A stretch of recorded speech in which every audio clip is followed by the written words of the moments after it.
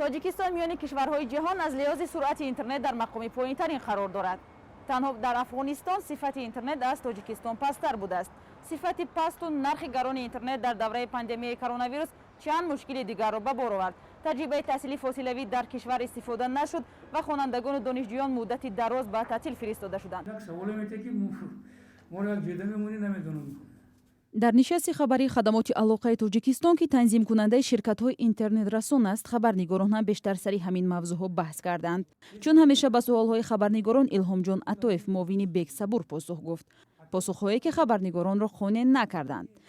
барои мисол паст будани суръати интернет дар тоҷикистонро мавқеи ҷуғрофии кишвар гуфт. ба он сатҳе ки шумо мегӯед суръати интернет дар тоҷикистон паст аст. инҷа чанд та омилҳо аст. ин аз ҳама пеш ҷойгиршавии мавқеи географии ҷумҳурӣ вобастагӣ дорад.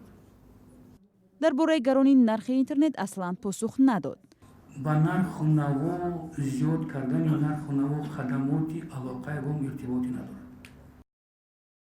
ин дар ҳолест ки ин ниҳод масъули танзимкунандаи бахши алоқа дар кишвар аст ва муштариён ҳам мегӯянд бояд арзиши пакетҳои интернетиро ҳам онҳо назорат кунанд. хадамоти танзимкунандаи соҳаи алоқа, алоқаи мобилӣ ва алоқаи телефон ба ширкатҳо имтиёзе надод. аз ҳамин хотир ин ширкатҳо ҳам натавонистанд ки масалан мардумро бо интернети арзонтар таъмин кунанд.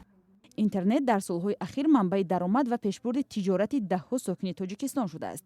бар асоси омори расмӣ дар кишвар бештар аз 3 миллион муштарӣ аз интернет истифода мекунанд. гаронии нархи интернет боис шудааст ки борҳо созмонҳои байнулмилалӣ ҳам аз тоҷикистон хостори поин бурдани арзиши он шудаанд.